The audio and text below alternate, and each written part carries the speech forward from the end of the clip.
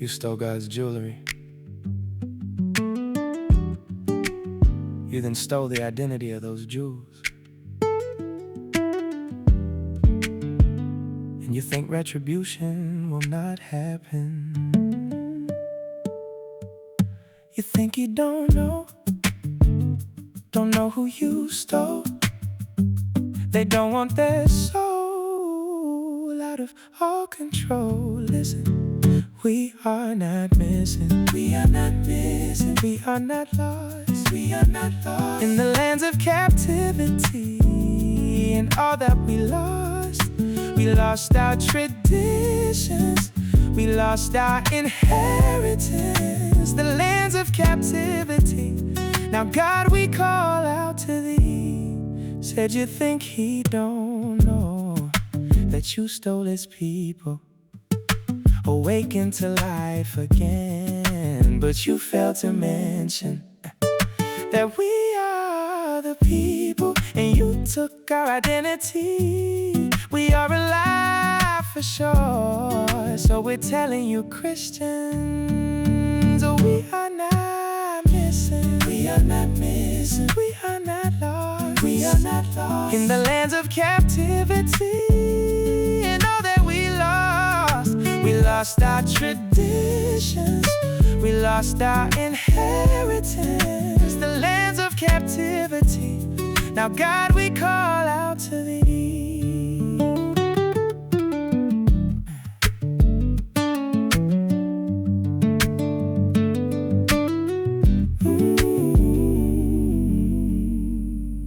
You think he don't know who you stole. They don't want their soul out of all control. Listen, we are not missing. We are not missing. We are not lost. We are not lost in the lands of captivity. And all that we lost our traditions. We lost our inheritance, the lands of captivity. Now God, we call out to thee. Today we commemorate the victims of a staggering crime. Millions of people stolen from their families and communities in Africa, trafficked across the Atlantic, and if they survived the journey, enslaved in the Americas. Millions more were born into bondage, brutally exploited for their labor, and denied their basic humanity. We honor their quiet resilience and courageous acts of open resistance. This global order prevailed for over 400 years and haunts our world even now. In systems and institutions shaped and enriched by chattel slavery, in social and economic inequalities rooted in past injustices, and in biases that permeate our culture and impact us all. On this International Day of Remembrance of the victims of slavery and the transatlantic slave trade, we are called to confront these legacies. By rejecting the false narrative of racial difference and the ugly lie of white supremacy, by dismantling racism online, in the media, in schools, at work, in politics, and within ourselves, and by working for truth, justice, and repair.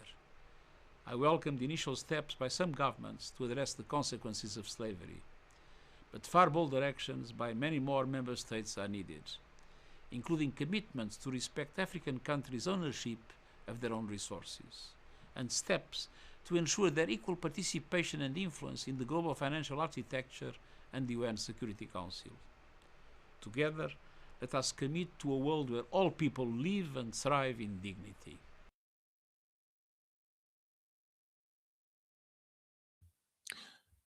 Shalom, shalom, everyone. Shalom. So this happened about maybe 2 weeks and a half ago.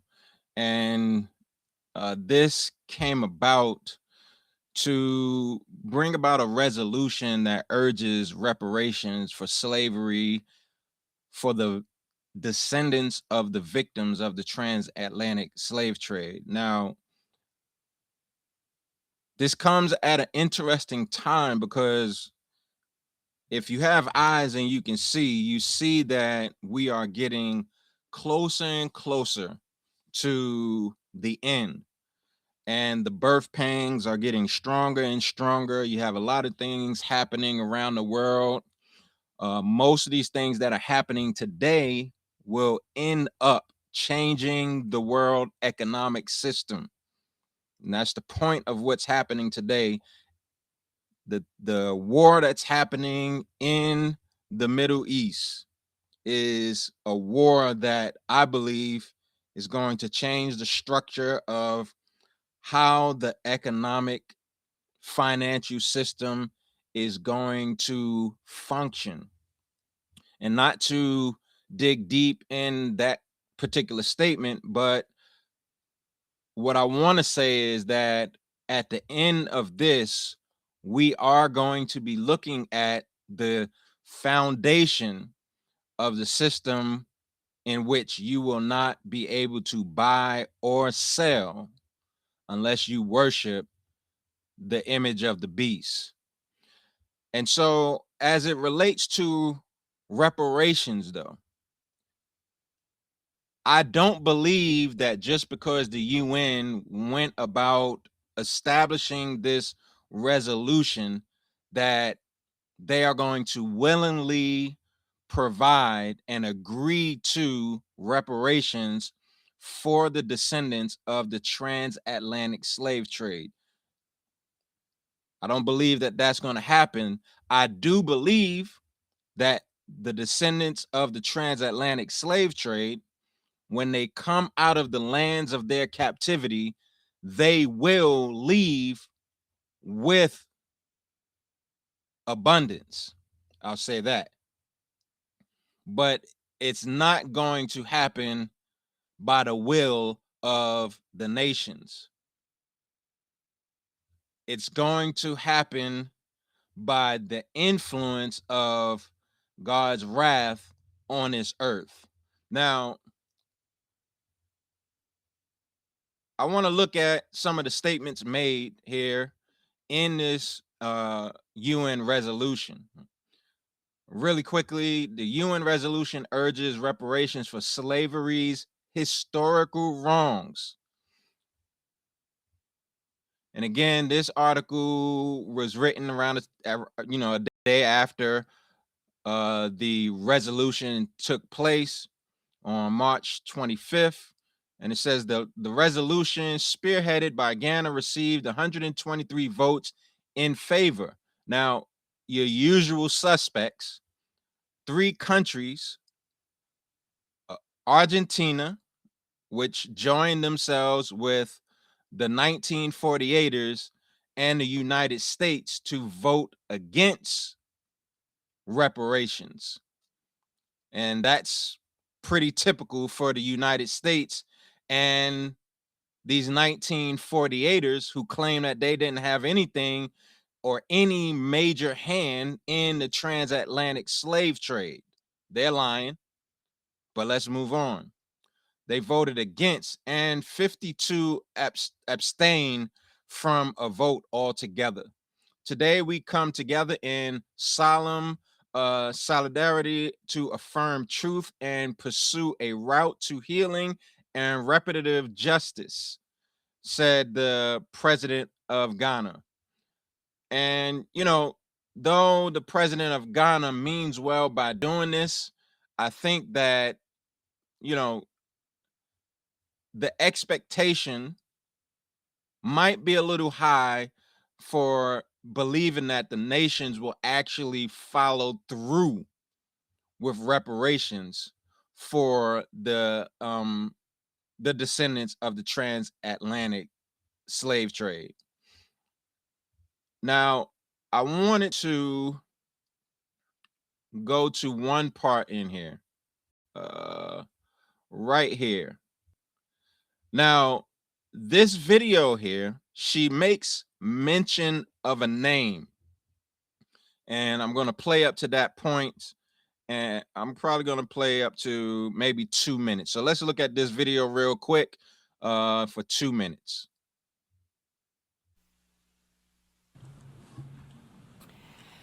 The closeness of the place, so crowded that each has scarcely room to turn himself. almost suffocated us. I was soon put down under the decks. I became so sick and low that I was not able to eat, and I wished for the last friend, death, to relieve me. These passages were written by Oladuc Ekwano in his 18th century memoir. Ekwano, from what is now Nigeria, was stolen, shackled, and shipped like cargo, degraded, dehumanized. Mr. Secretary General, Mr. President, Excellencies, distinguished delegates. Tens of millions of others like Ekwano were ripped from their families, their countries and cultures, enslaved and sent to work in foreign lands, to cotton fields here in the United States, to sugar and coffee plantations in European-controlled colonies, in what is now Brazil, Barbados, Jamaica, and dozens more places, all far from home, far from family, far from life. Countless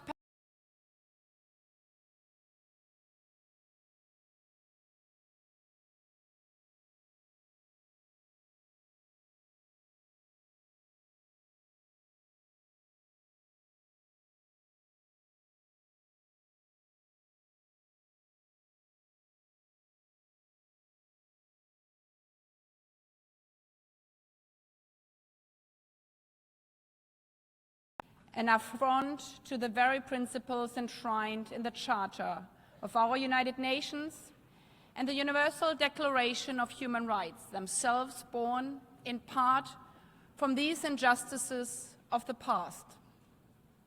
Indeed, the memory of this atrocity is immortalized here at the United Nations in the Ark of Return and is commemorated in this hall year after year.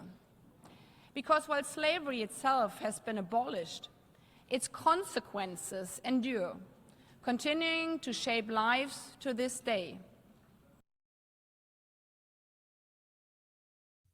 So there's a few things that was mentioned in her speech here. One, that slavery still affects those descendants who are descendants of the victims of the transatlantic slave trade. That's a fact. You can't deny that. Well, you know, white people may want to deny that, and that's fine, but you can't deny that. The second thing that she mentioned was the name of a slave. And the name of the slave or of that slave is called Ola. Let's see. Let me go to it really quickly. Oluda Ekwano. And Oluda Ekwano was a slave who was taught to read and write English when he was taken to England, and he wrote a book, an autobiography. Now, they like to use his name. They love to use his name as it relates to him being a slave, but there's something that they just don't tell you, something that he mentions when he began to read the Bible after learning how to write and read. So we're going to look at his statements because they don't tell you this in their talks about him when he comes up. So let's go there. Let me show you that.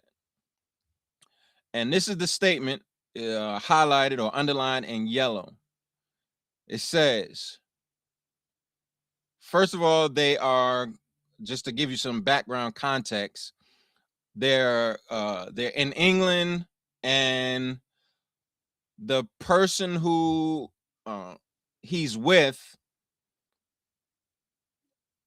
had been reading the Bible after, you know, experiencing some frustrations, had been reading the Bible, and Ola Ekwano, if I'm pronouncing that correctly, talked about his desire to want to learn to read and write. And another thing about the African slaves that were sent into slavery, into captivity around the world, people think that they did not have a language and a writing system of their own. No, that's completely false. What they did not know was the English language, a language that their fathers did not know. And the Bible talks about that. We'll show you that some other time. But this is what he says about himself. He says, while I was in the Etna, particularly, the captain's clerk taught me to write and gave me a smattering of arithmetic as far as the rule of three. Excuse me.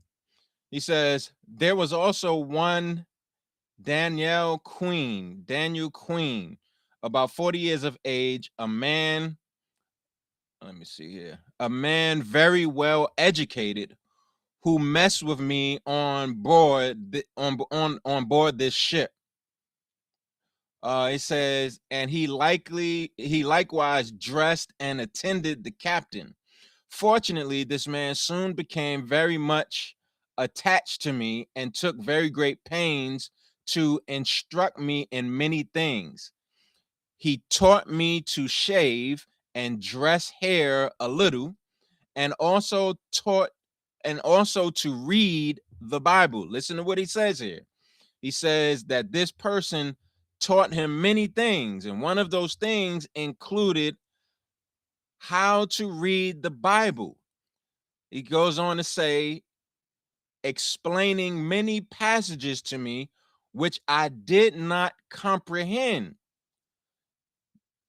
Down here, the next statement, he says, I was wonderfully surprised to see the laws and rules of my own country written almost exactly here. Where? In the Bible. A circumstance which I believe tended to impress our manners and customs more deeply on my memory. I used to tell him of this resemblance, and many a time we had sat up the whole night together at this employment. Now, what Oluda says, and Oluda, I believe, means Judah. But what he says here is that when this man taught him how to read in the Bible, he was surprised to see the laws and rules from his own country, from where he was taken. And that just simply means that what is written down in the Bible in his country from where he was taken, they already had these rules. And he said they were written almost exactly like the rules that he had in his Bible or in his country was found in this Bible that he was reading, because he learned how to read and write English. He couldn't have gotten this from the Bible if he did not know how to read or write English until he was taught by this Caucasian man. The people in his own country did not know how to read and write in English to even copy any laws from the Bible and make it their laws in their country. So they had to have these laws prior, especially for Oluda, prior to Oluda learning how to read and write English. And so they were already following many of those laws that were in the Bible that he had just learned how to read when he was back in his country. Now, I want to show you the mass tragedy by view of a map that, you know, the victims of the transatlantic slave trade went through at the time that they went through it. It's a visual map that's going to show you the bodies in terms of dots coming out from West Africa, going to the four corners of the earth. All right, so let's check that out.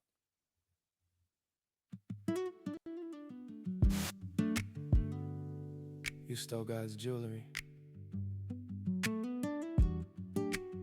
You then stole the identity of those jewels. And you think retribution will not happen. You think you don't know who you stole. They don't want their soul out of all control. Listen, we are not missing. We are not missing. We are not lost. We are not lost. In the lands of captivity and all that we lost. We lost our traditions. We lost our inheritance. The lands of captivity. Now God, we call out to thee. Said you think he don't know that you stole his people, awakened to life again. But you failed to mention that we are the people, and you took our identity. We are alive for sure, so we're telling you, Christians, oh, we are not missing. We are not missing. We are not lost. We are not lost. In the lands of captivity and all that we lost. We lost our traditions. We lost our inheritance. The lands of captivity. Now God, we call out to thee.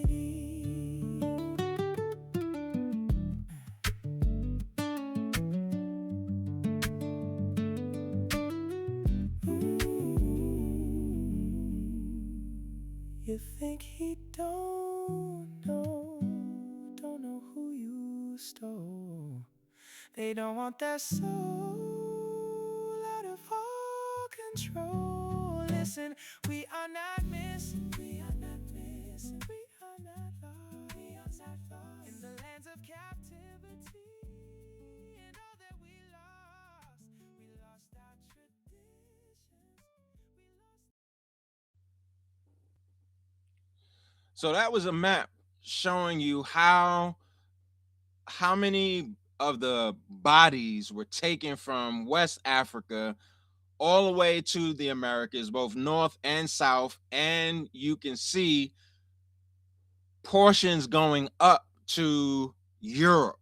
Not as many flooding to South Africa, because that's where the plantations for growing the crops of sugar, and in North America, the cotton, and a lot of those products were spearheaded back to Europe to fund their economy.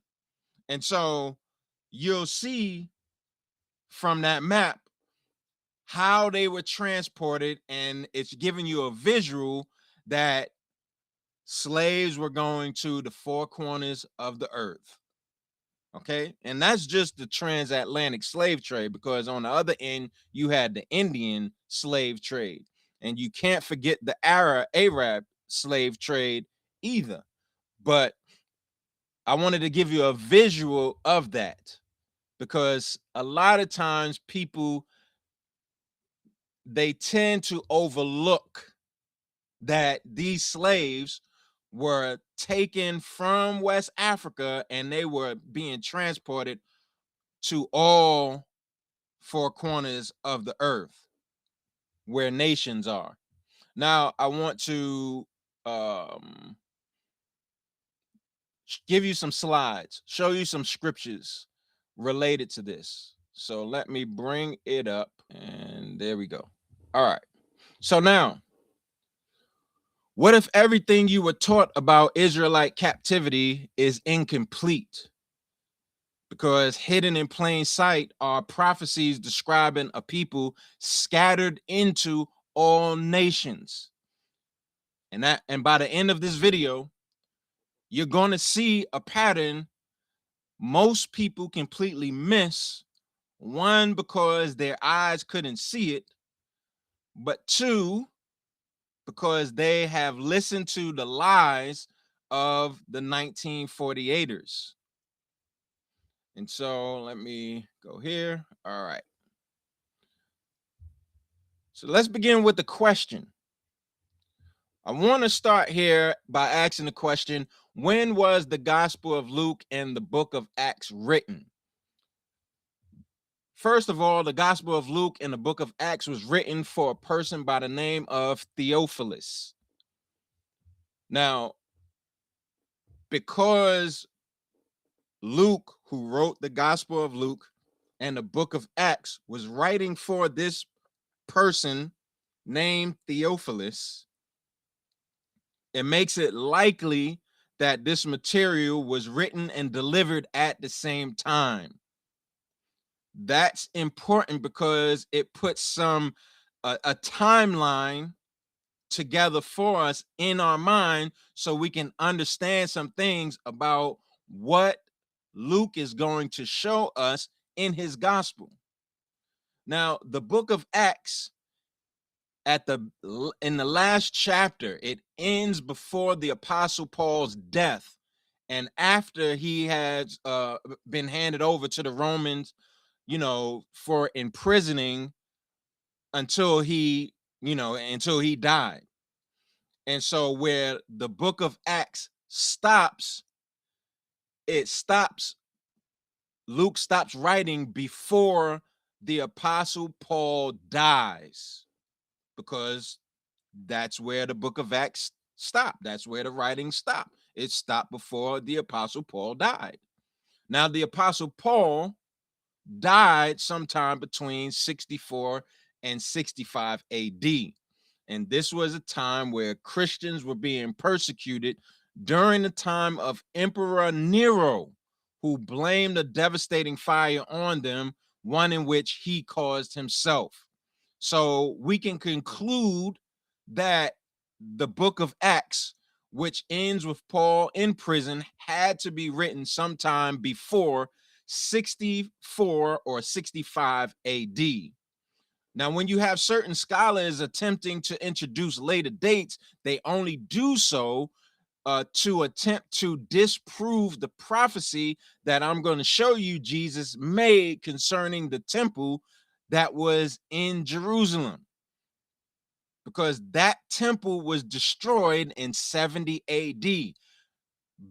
It was destroyed after the death of the Apostle Paul, and definitely after Luke wrote the book of Acts and his Gospels.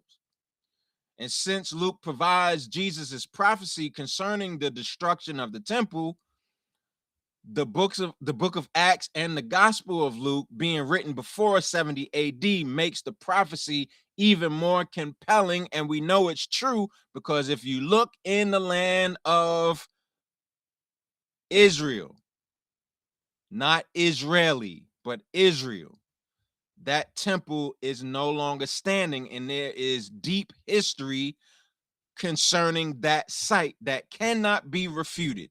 Everyone knows that the temple was destroyed in 70 AD. Everyone knows that.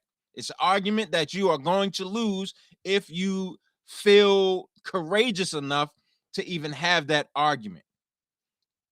And so the arguments concerning whether the Apostle Paul died in 64 or 65 AD and whether the books that Luke wrote was before the apostle's death and or after the apostle had died comes into argument by scholars, because Satan is not interested in allowing that truth to be understood. So he wants to distort the truth, because the prophecy is true in which Jesus spoke concerning the temple.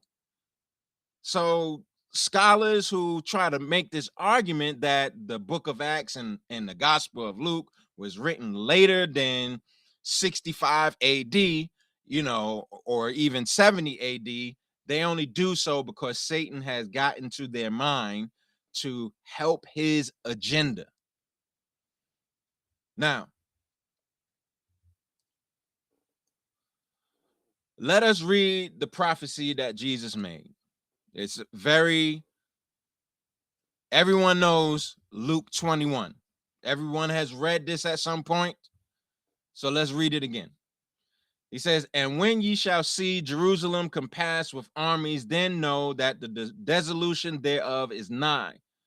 Then let them which are in Judea flee to the mountains, and let them which are in the midst of it depart out, and let not them that are in the countries enter thereinto, for these be the days of vengeance, that all things which are written may be fulfilled. But woe unto them that are with child, and to them that give suck in those days. And what days? In those days when Jerusalem is compassed with armies. For there shall be great distress in the land, and wrath upon this people. What people? Wrath upon the southern kingdom. Now, I have seen in one of the Gospels that a daughter of Asher was also in this place at that time. So this idea that the northern kingdom was not around is false, because one of the writers of their gospel wrote that a daughter of Asher is one of the 12 tribes from the northern kingdom. Anyway, and they shall fall by the edge of the sword, and shall be led away captive into all nations, not one nation like Babylon, not one nation like Assyria, but into all nations.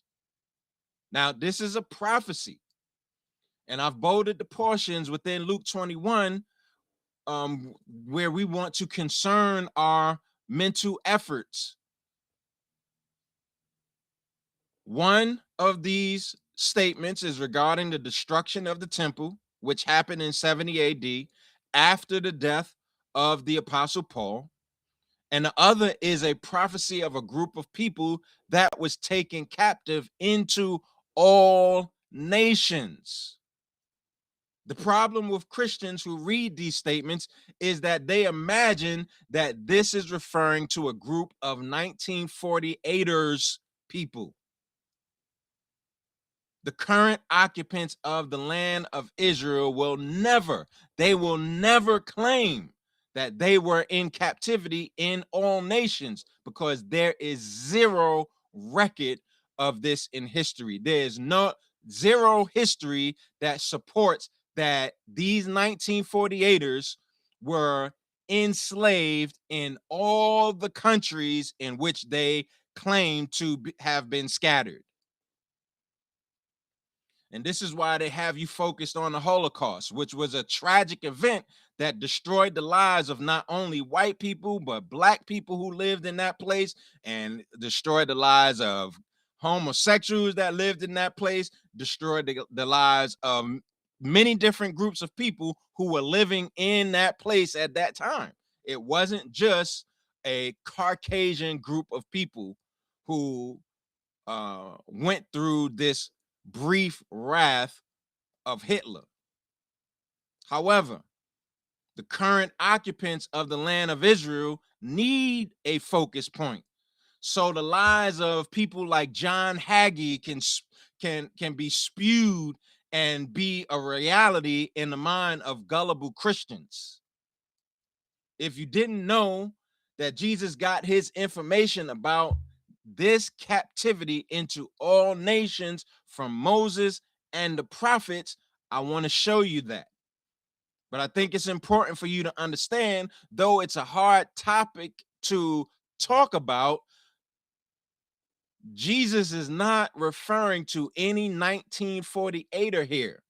And there's no 1948er that will tell you that they were held captive in all nations, especially when they had their hand, whether small or big, in the transatlantic slave trade that scattered all these Africans into the four corners of the earth. Someone say into all the nations, because that's what the phrase four corners of the earth means. Every nation has to have a land, and there were nations in all four corners of the earth,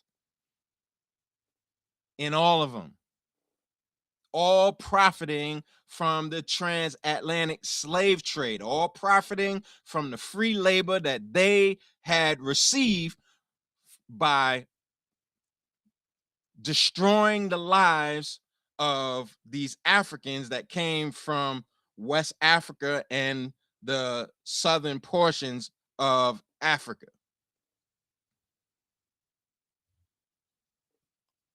In Leviticus 28, and I'm going to start at 25, but you can read the whole thing in your own time. It's talking about the fact, and God speaking here, talking about the fact that if the children of Israel, the ancient Israelites, did not obey God's words, they were going to experience something.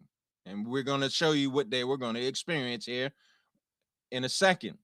And it says, starting at verse 25, and I will bring a sword upon you that shall avenge the quarrel of my covenant.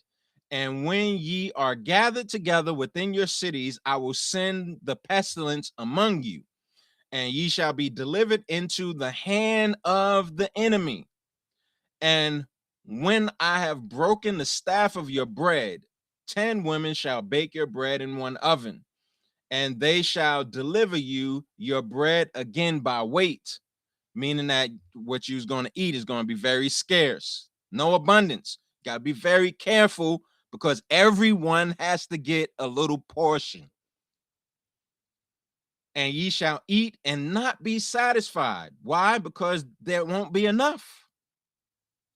And if you will not for all this hearken or attentively listen unto me, but walk contrary unto me, then I will walk contrary unto you also in fury. And I, even I, will chastise you 7 times for your sins. And ye shall eat the flesh of your sons. Sounds like Deuteronomy 28. And the flesh of your daughters shall ye eat. Sounds like Deuteronomy 28. And this theme is mentioned all throughout Moses's writings, because it's prophecy within historical accounts. And I will destroy your high places, and I will cut down your images, and I will cast your carcasses upon the carcasses of your idols, and my soul shall abhor you. And I will make your cities waste, and bring your sanctuaries unto desolation. And I will not smell the savior of your sweet odors, means that you won't, there be an end of sacrificing, like it is today. And I will bring the land into desolation. It means make it inhabitable. No one will be able to live there. And for a long time, no one did, until these 1948ers had their little grand scheme. But anyway, and your enemies which dwell therein shall be astonished at it. And watch this. And I will scatter you among the heathen, and will draw out a sword after you, and your land shall be desolate, and your cities waste. The English term heathen looks singular.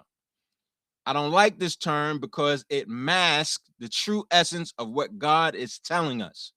The Hebrew term that is in the Hebrew text is goyim. The term goyim is plural, and it means nations. It is not referring to non-believing nations. I mean, you can use that meaning came with the 1948ers, but goyim is the plural of goy. Goy means nation, singular. Goyim is nations with the S, plural. And so he said, I will scatter you among the nations. This is a prophecy of what God was going to do if the sons of Israel did not obey his word, and they didn't. And we see Jesus talking about the same thing in his prophecy. So Moses already knew that they would rebel. So he was confident that their descendants would be scattered among the nations, like God said, because this is what Moses says in Deuteronomy 31. Verse 24, it says, and it came to pass when Moses had made an end of writing the words of this law in a book. It says scroll there in Hebrew, until they were finished, that Moses commanded the Levites, which bear the ark of the covenant of the Lord, saying, take this book of the law. He's talking about the 5 scrolls from Genesis to Deuteronomy, all written down on one scroll, and it all called the book of the law, or all this law. And it was titled that. Moses titled it that for a specific reason, in which we will talk about. It's important to make the distinction between that statement, that phrase, and commandments, law, statutes, and judgments. It's important because they all do not mean the same thing. But anyway, it says, take this book of the law and put it in the side of the ark of the covenant of the Lord your God, that it may be there for a witness against you. For I know your rebellion and your stiff neck. Behold, while I am yet alive with you this day, ye have been rebellious against the Lord, and how much more after my death? Gather unto me all the elders of your tribes and your officers, that I may speak these words in their ears, and call heaven and earth to record against them. For I know that after my death, ye will utterly corrupt yourselves and turn aside from the way which I have commanded you, and evil will befall you in the latter days. Now, when Jesus made that prophecy in Luke 21, the beginning of that prophecy was the destruction of the temple. Now, if you read the book of Acts, the last days began at Pentecost.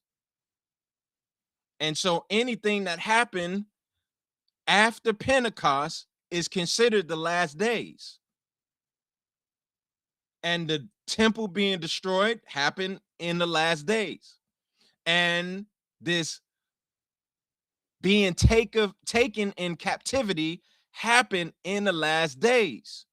And so you have Moses here in Deuteronomy 31 saying, an evil will befall you in the latter days, because ye will do evil in the sight of Yahuwah, to provoke him to anger through the work of your hands.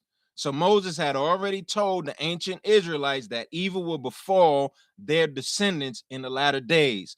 The ancient Israelites knew that their descendants are one with them because of the covenant that they made with God. That covenant also included the fact that if one person sinned, all was guilty. So only in the new covenant can a person be responsible for their own sin. It should be blatantly obvious that if we find ourselves in the land of our captivity today, our ancestors had turned aside from the new covenant.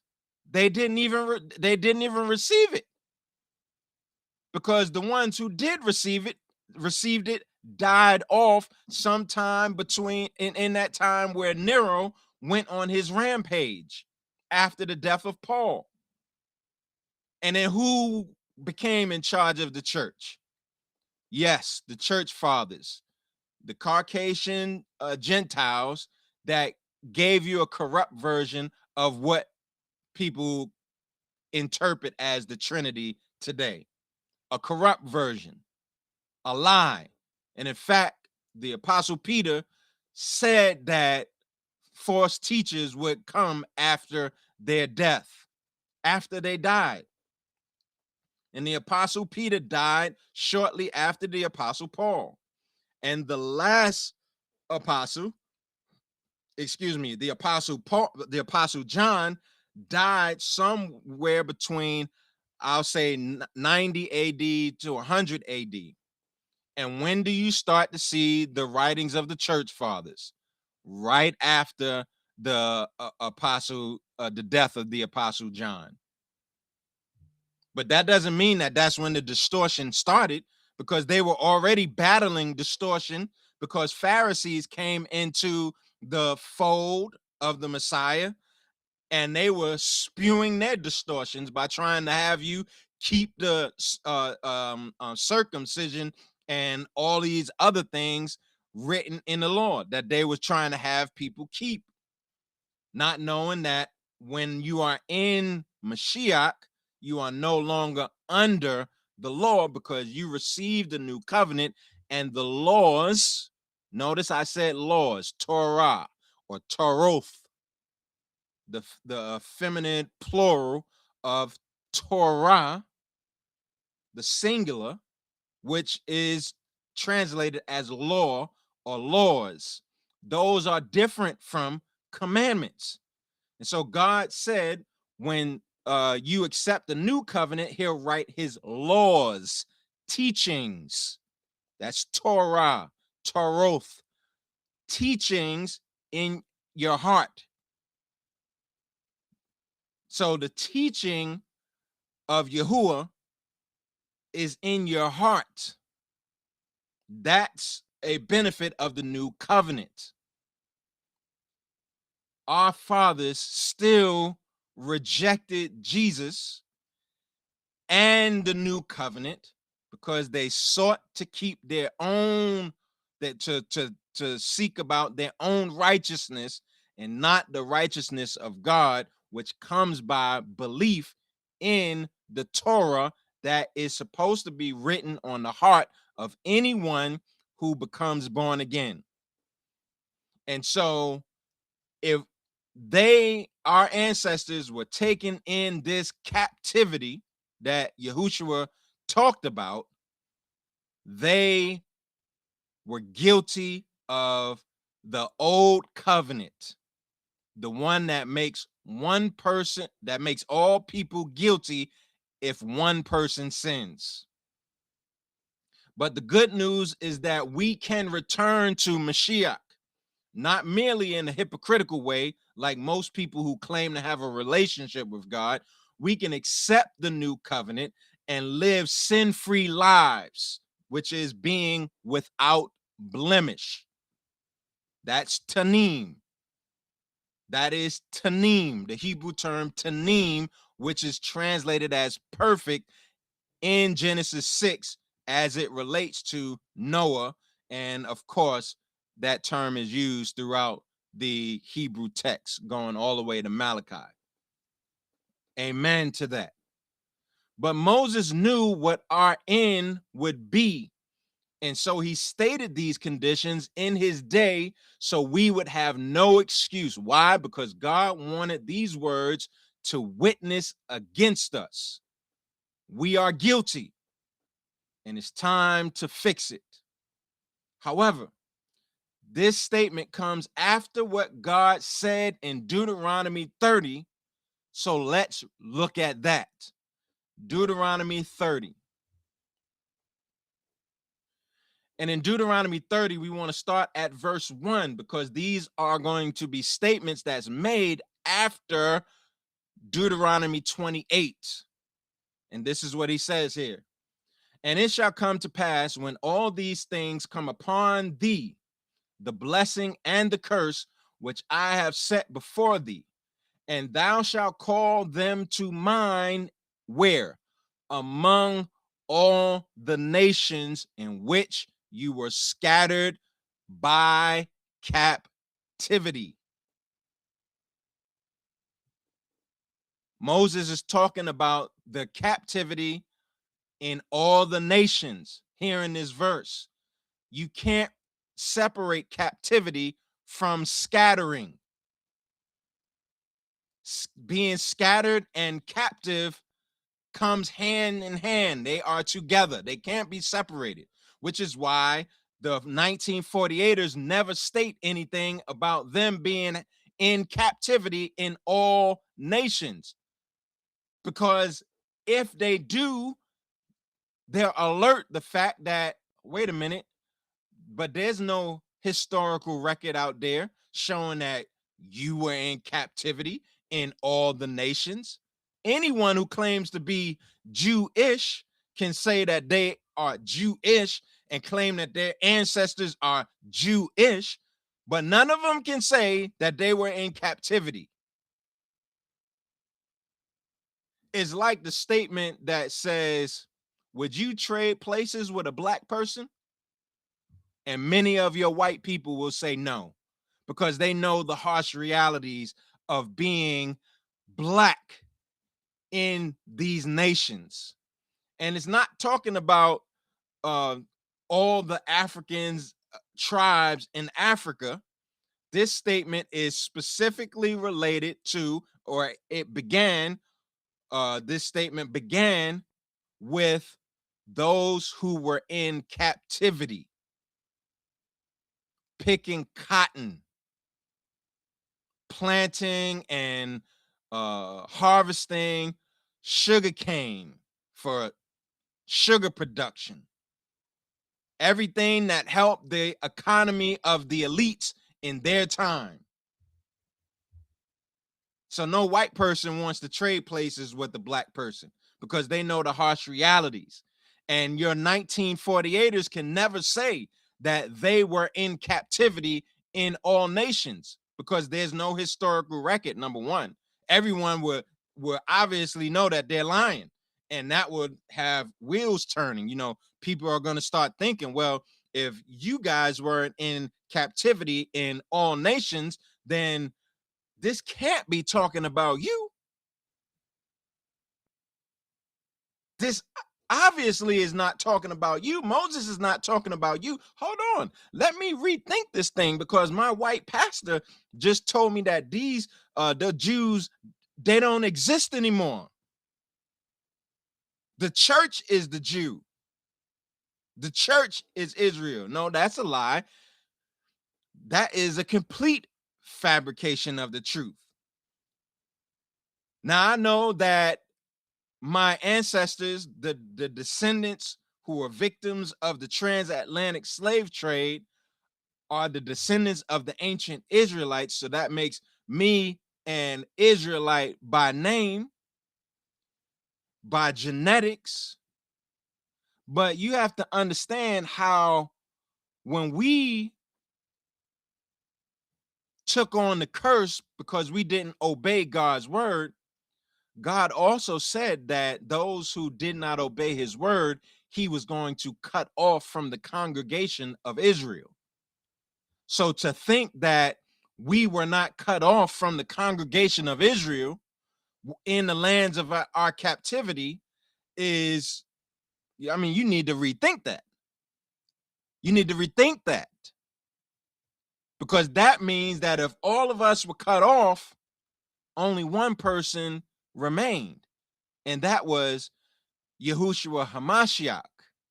Maybe that's why Satan doesn't want you to know so much of this truth concerning the captivity. And then guess what? Paul says that we have to be grafted back in. Well, who are we being grafted back into? It's not ourselves, because we were cut off. Yahushua Hamashiach was the only one that remained. He became the sole olive tree. Read Isaiah. Read the song about the vineyard. Anyway, so God's saying here, and thou shalt call them the blessing and the curse to mind, where? Among the nations.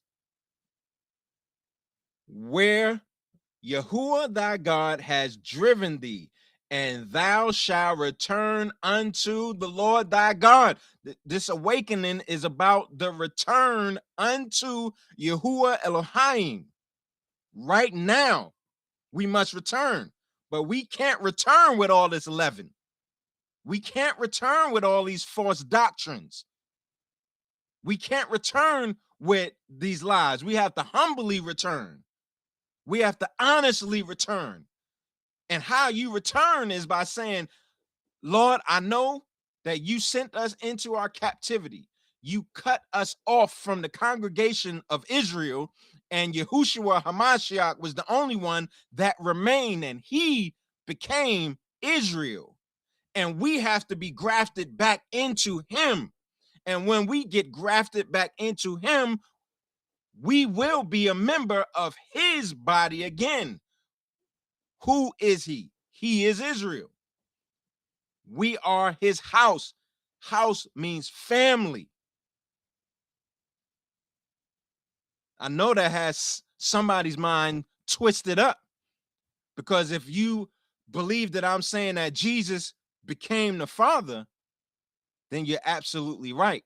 See, it's all about understanding the parabolic imagery that's involved, which the prophets wrote down.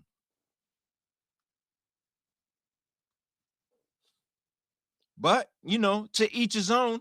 Everybody will believe what they want to believe, and we'll see who's correct in the end. Because there is going to be a correction. And so I put my beliefs before you, and you can judge them how you may. But I promise you, judge wisely. Judge wisely. Because I believe I was called to teach. And I'm making sure that your blood is not on my hands. That's why every statement that I make sure that I make it, and I'm trying my best to make it as clear as possible, so that when you go before the judgment, you cannot say that you did not understand, that you believe what I was saying was a lie. Turns out it's true. We'll see. There's no need for me to argue with anybody. I respect what you believe, and I respect what I believe. And all my beliefs will be on this channel. Now, he says,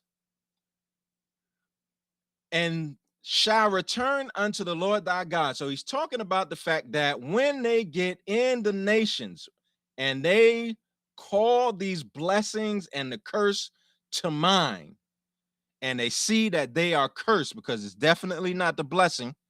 They see that they are cursed. It's going to trigger them to start thinking about God's word.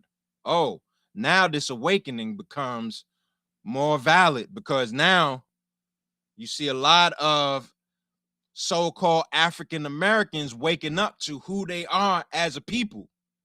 Yeah, you're going to have some African Americans that's stuck in John Hageeville, but we're going to bring them out. We'll give them enough gas money so they can get up out of there.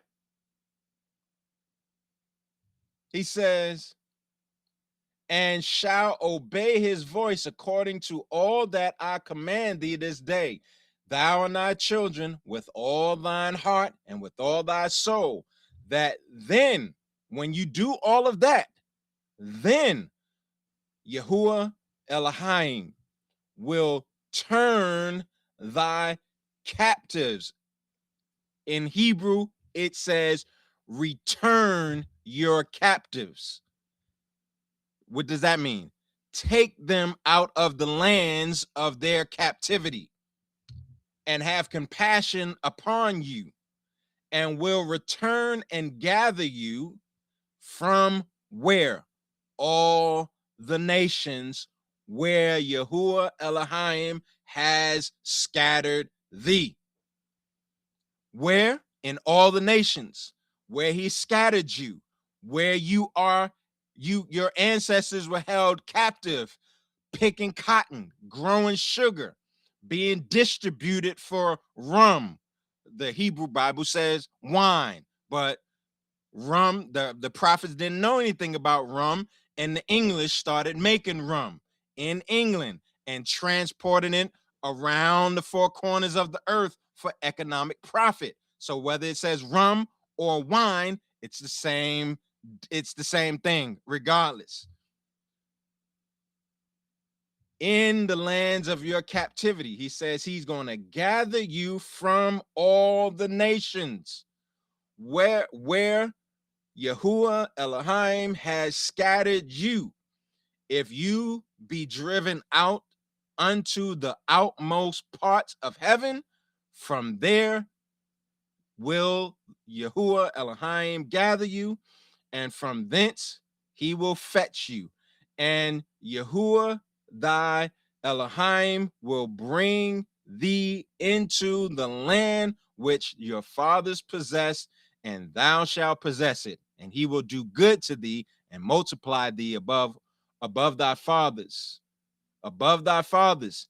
And here's new covenant talk. And Yahuwah Elohim will circumcise your heart, not the foreskin of your wanker, the heart of your seed, that would be us, to love the Lord your God with all your heart and with all your soul, that thou mayest live.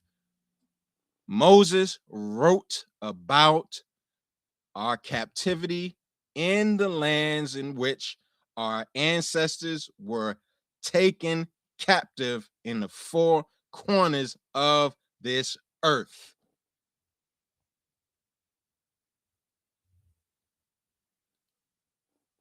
Now, I want to show you something that Amos said. Let me see here. Going back. Yeah, I want to show you something that Amos says in chapter 5. Now, he's talking about the northern kingdom here. And he says this. He said, this is what the Lord says to the Israelites in the northern kingdom. Did you bring to me sacrifices and offerings during the 40 years in the wilderness, O house of Israel? So now he's talking about a time where they began their exodus from Egyptian captivity in the land of Mitzrayim. I like to use the term Mitzrayim because Moses used that term. Moses did not know of a term named Egypt. And that's with great purpose that I do that, because there is some things tied to that name Mitzrayim. All right. And so I'll talk about that at another time when I talk about more of these prophecies about the land of our captivity. But I don't like to use Egypt because that's the Greek name, and the Greeks came way after Moses, and Moses used Mitzrayim for a reason. Now, he says, O house of Israel, you shall take up Sikuth, your king, and Kiyun, your star god, your images that you made for yourselves, and I will send you into exile beyond Damascus, says Yahuwah, whose name is the God of hosts. Now, in Amos 5:25, God is speaking and explaining why he is going to send the northern kingdom into exile beyond Damascus so that they can go in captivity, because this is speaking about the Assyrian captivity. God is speaking of exiling them beyond the borders of their land, Damascus, which is the last place that they resided before they went into captivity, which is why he says beyond Damascus. This exile took place when the Assyrians captured the Israelites in the northern kingdom and placed them in captivity in Halah and Habor on the river of Gozan, and in the cities of the Medes. One nation only took the northern kingdom captive.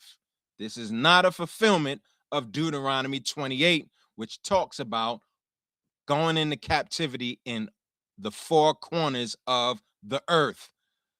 Last time I checked, Assyria sat on a small parcel of land in what the British call the Middle East, not in the four corners of the earth. They did not have authority over all the seven continents. Now, I also am showing you this because Stephen uses Amos chapter 5:25 as a quote in his word to the elders of Israel before they stone him, which may be one of the reasons, one of the reasons why they stone him. This quote in Amos 25 that Stephen uses before he dies is very important. He used the quote to speak concerning a prophecy that he understood would take place after his death. So let's take a look at what Stephen says.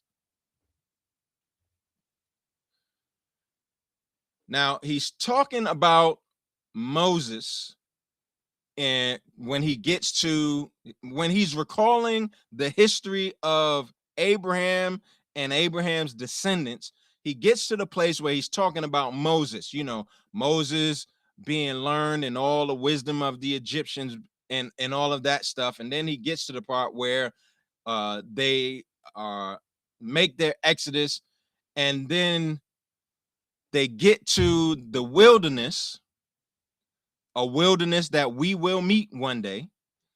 And Moses, they disowned him, saying, "Who made you a ruler and a judge? Is the one whom God sent to be both a ruler and a deliverer with the help of the angel who appeared to him in the thorn bush?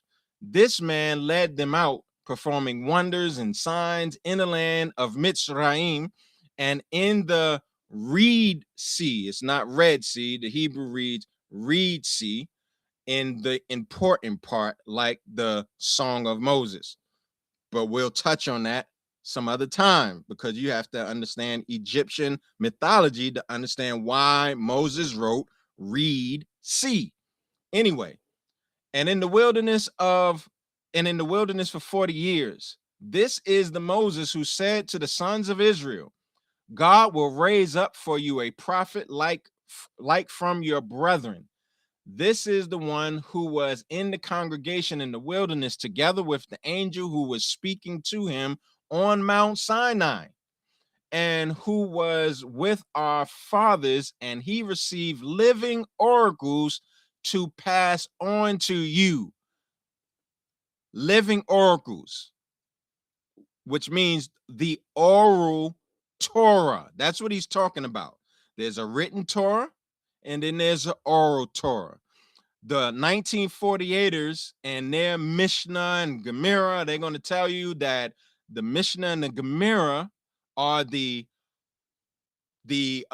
oral explanations of the Torah, the plural teachings that was handed to Moses, and Moses handed it down to Joshua, and Joshua to the elders and all of that. It is true. There is a oral Torah, but then they say that the written Torah is the first 5 books of Moses, and I can show you on the stone tablets that that's a lie. But anyway, he says, and he received, that's Moses, received living oracles to pass on to you. That's important to understand here. Our fathers were unwilling to be obedient to him, but repudiated him, and in their hearts turned back to Mitzrayim, saying to Aaron, the second witness, Moses will be the first, "Make for us gods who will go before us, for this Moses who led us out of the land of Egypt, we do not know what happened to him." At that time, they made a calf and brought a sacrifice to the idols and were rejoicing in the works of their hands. But God turned away and delivered them up to serve the host of heaven. As it is written in the book of the prophets, it was not to me that you offered victims and sacrifices 40 years in the wilderness, was it, O house of Israel? This is the quote that comes from Amos 5. You also took along the tabernacle of Moloch. And Moloch is just a corrupted form of Malek, which means king in Hebrew. It just means king. And the star of the god Ramphah, the images which you made to worship. I also will remove you beyond Babylon. Now look at that. Instead of saying beyond Damascus, Stephen says beyond Babylon. Why? He says this because for the southern kingdom, that is Yehuda, Levi, and Benjamin, the last place that they had their captivity and their borders were, and some of them stayed, was Babylon. The next place from there, if you look at Amos 5:25, the northern kingdom, God says, I will exile you beyond Damascus, which was their land, that the borders of the land that they were residing at that time before the exile. He removed them and sent them into captivity. God is also removing the southern kingdom.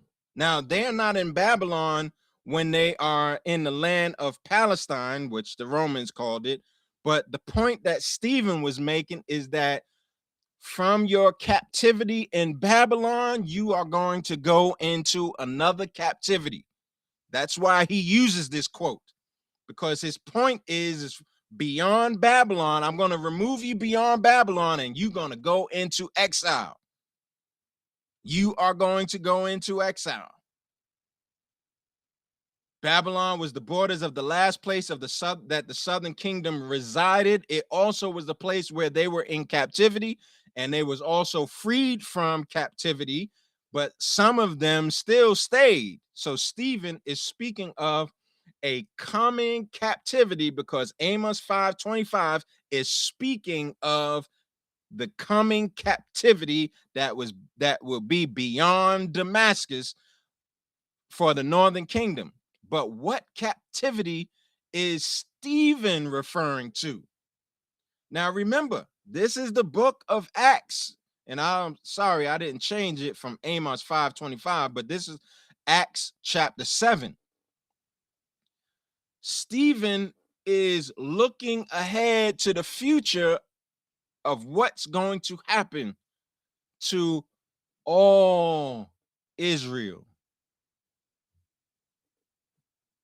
after his death. And I can say after his death because this captivity that he's prophesying about by using the quote that comes from Amos 5:25 happened after his death. But what captivity? Well, Jesus prophesied about it and stated that it would happen after the destruction of the temple in 70 AD. That's Luke chapter 21. Let's look at what it says again. And they shall fall by the edge of the sword, and shall be led away captive into all nations. And Jerusalem shall be trodden underfoot, trodden down of the Gentiles, until the time of the Gentiles be fulfilled. That time has not been fulfilled. And this prophecy, them being led away captive into all nations, and Jerusalem shall be trodden down of the Gentiles until the times of the Gentiles be fulfilled. it has not been fulfilled. This prophecy has not been completed, I should say. That's what fulfilled means, completed. Meaning that those who were taken away into captivity in all nations still remain in the lands of their captivity. Why? Because Jerusalem is still trodden down of the Gentiles.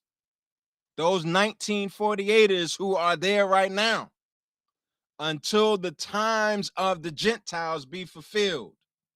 So this is still going on right now. And I'm sorry I still did a typo and didn't change Amos 5:25 to Luke chapter 21, verse 24. So forgive me. So this is a prophecy that had taken place after the destruction of the Second Temple, 70 AD. This can't be speaking about those 1948ers because they have zero historical record of them being in captivity in all nations. Yes, they will say that they were scattered, and they are scattered in all nations. Seems like a convenient lie, but they ain't give you the rest of the truth that's connected to that scattering. They are scattered and in the lands of their captivity, and not any one of those Jewish people who claim to be Jewish has ever experienced captivity in all the nations in the four corners of the earth where they have been scattered. Ask them. Ask them. They haven't. However, there's only one group of people who has more than ample historical records of a mass captivity in all nations.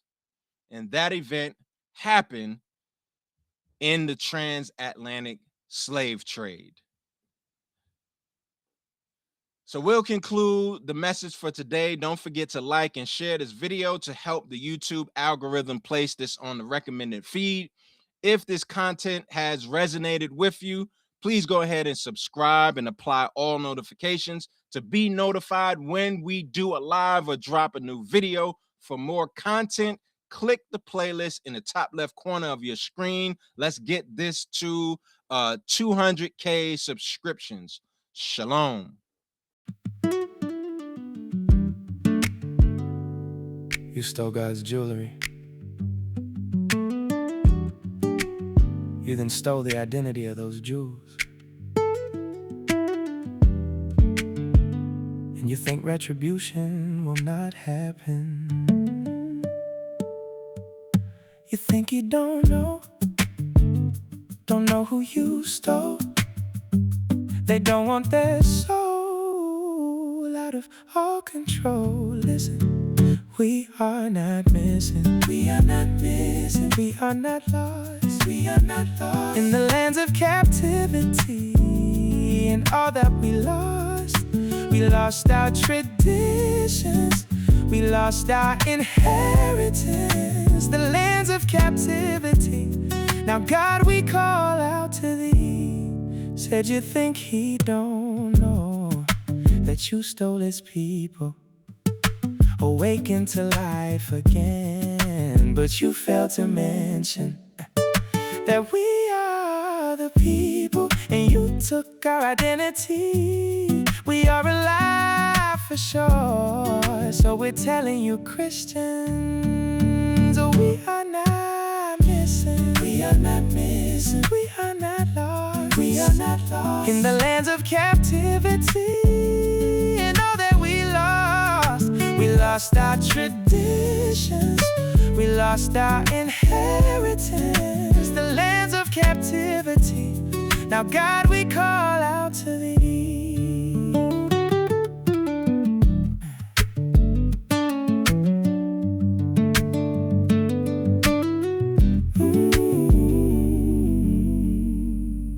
You think he don't know who you stole. They don't want their soul out of all control. Listen, we are not missing. We are thoughts. In the lands of captivity, and all that we lost our traditions, we lost our inheritance. The lands of captivity, now God we call